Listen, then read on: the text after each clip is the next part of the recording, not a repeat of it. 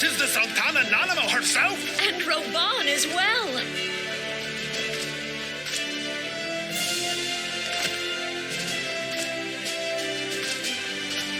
Hark you, souls of flame, drawn to the bosom of the desert, where the fire burns brightest and shall rage forevermore. Hurrah! Rauban! Where since antiquity, under the sage and judicious rule of the Ul dynasty, we have wrought sand into gold. Where by the grace and glory of Nalthal have our brave sons and daughters flourished and prospered. I speak of Ul'dah.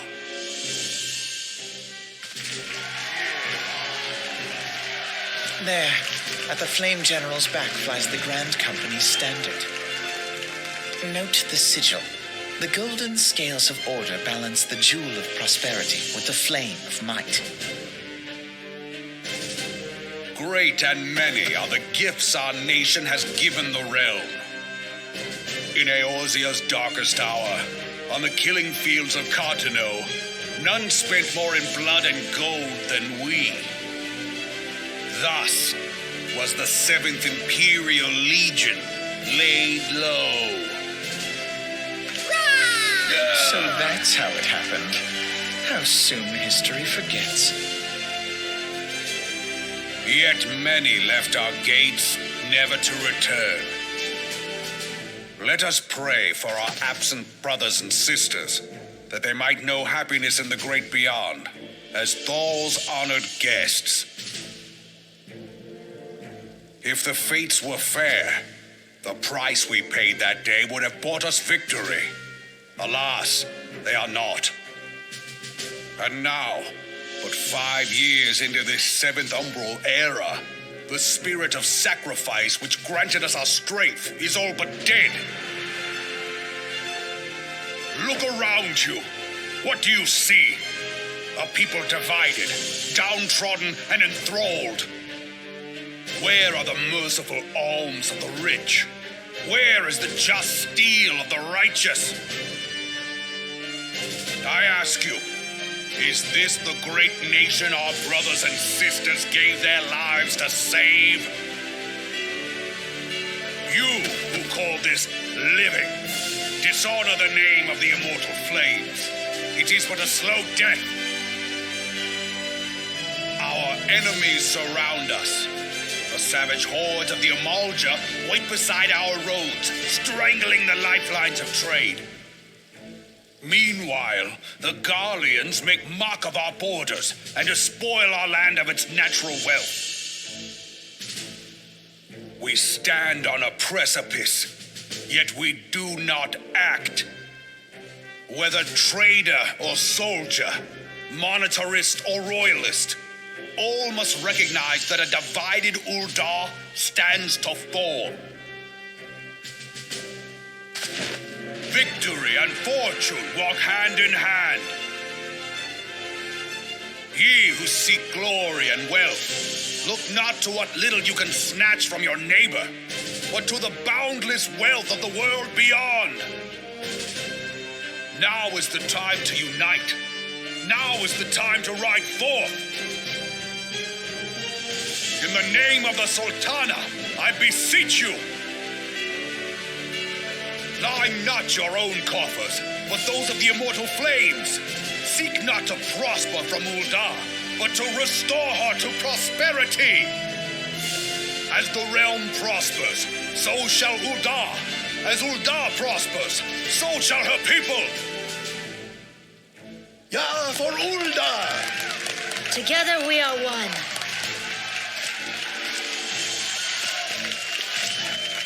Your Grace. Rauban?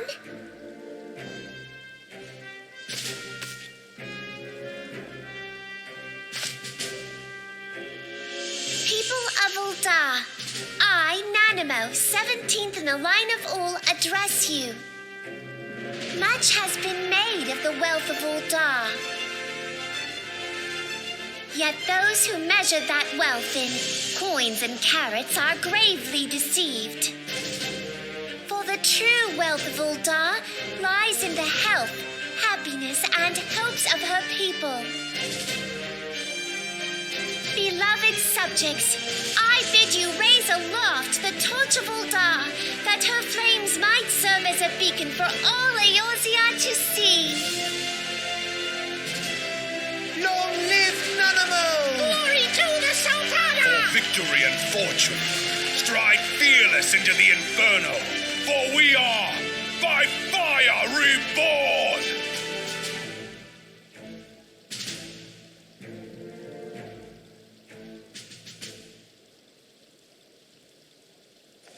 Forsooth! The time is now! I fancy meeting you again.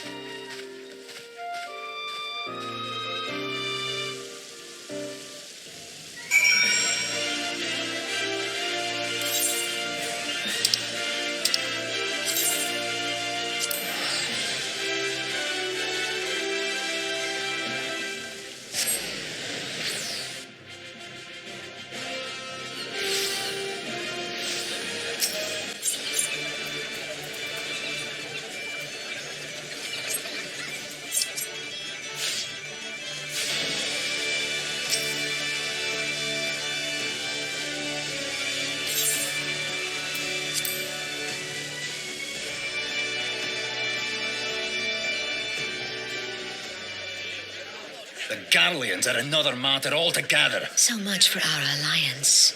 It's sunk beyond the seabed.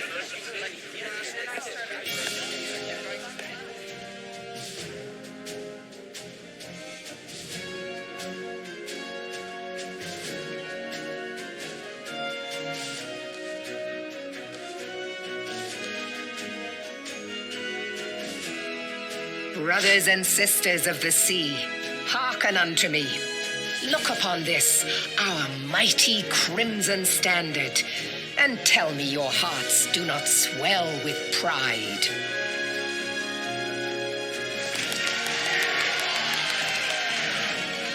"700 summers have come and gone since our forefathers first ran aground in this fertile bay.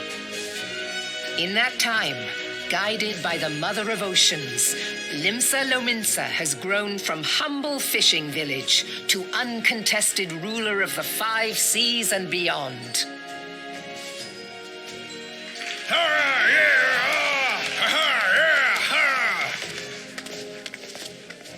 Did you look as the Admiral bid you? It is a rather stirring standard, I must say. The crimson field is meant to signify the blood of fallen crewmates, while the black longship represents a pirate vessel. When the Garlean Empire marched upon Eorzea, we assembled beneath the Maelstrom standard, and our grand company was reborn. All answered the call, from the Knights of the Barracuda to Hilthier's bloody executioners, and together we met our would-be conquerors upon the field of Cartano. That day, the world bore witness to the united strength of Limsa Lominsa. I swear to you, no army ever fought harder or with more courage, yet many of ours did not survive. Join me now in remembering those who fought in the name of freedom and fell. May their souls be returned to the sea.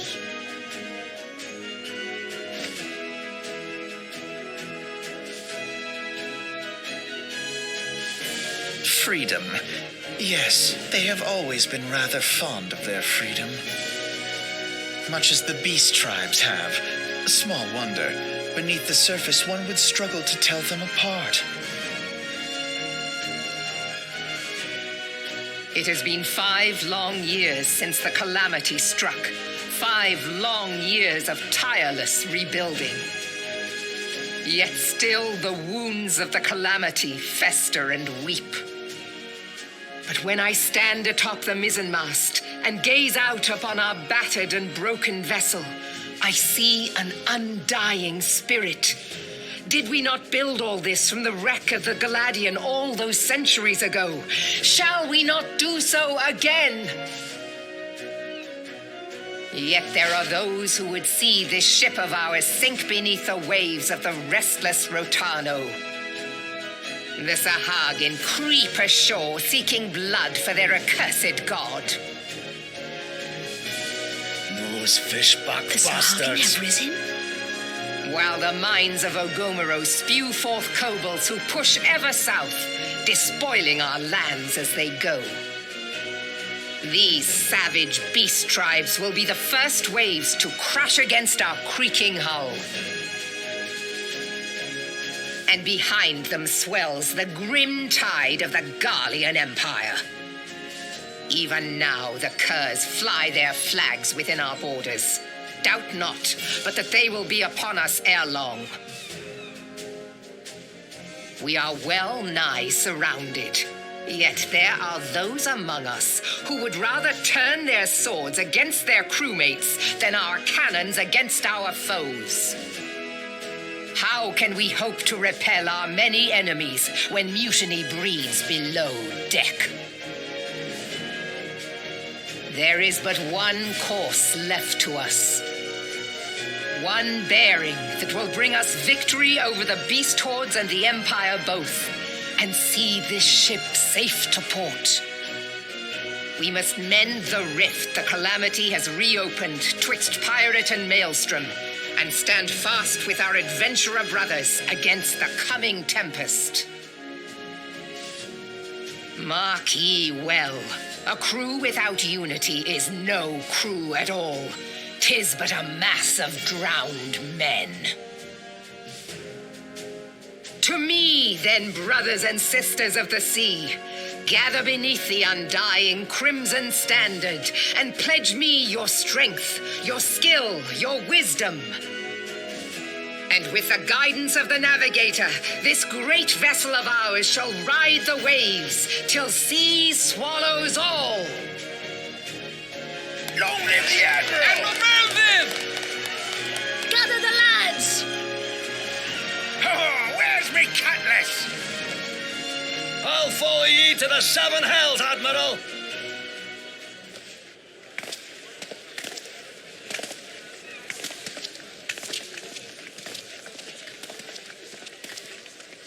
Fancy meeting you again.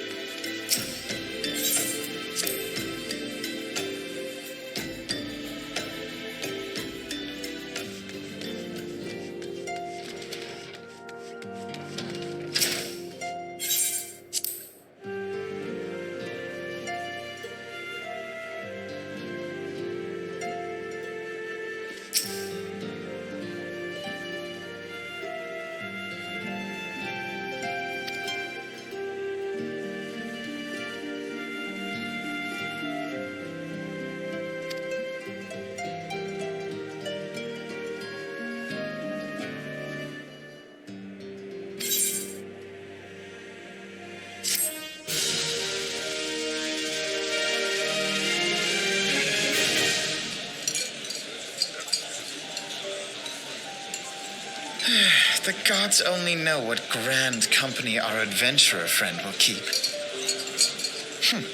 The wheels of change are in motion regardless. Brother, are you certain this course is best?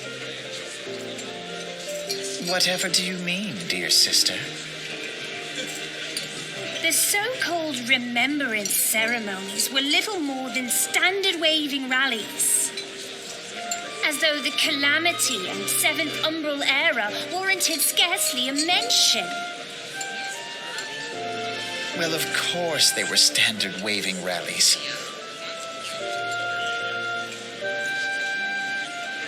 Since you are so observant, mayhap you noticed what mention was made of the warriors of light? None. I suppose they must have forgotten the heroes who spared Eorzea a fate worse than the Calamity? No, dear Alizé, they haven't forgotten these details. They have elected to omit them. Deep are the wounds the Calamity inflicted upon Eorzea. So deep, in fact, that the realm still bleeds. Needless to say, the beast tribes and their primals do little to alleviate the pain. So, the task of salving Eorzea's wounds falls to the scions of the Seventh Dawn, with a little help from our friends, the Grand Companies. Remembrance will yield no remedy. If our world is to heal, we must put the horrors of the Calamity behind us. Our grandfather would never entrust the fate of the realm to despots who rewrite history to their convenience.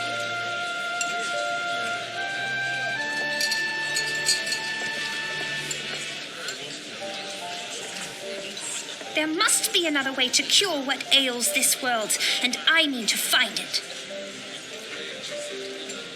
You are most welcome to try. Our paths may differ, but our destination is the same. In time, I dare say we will see eye to eye. I should hope so.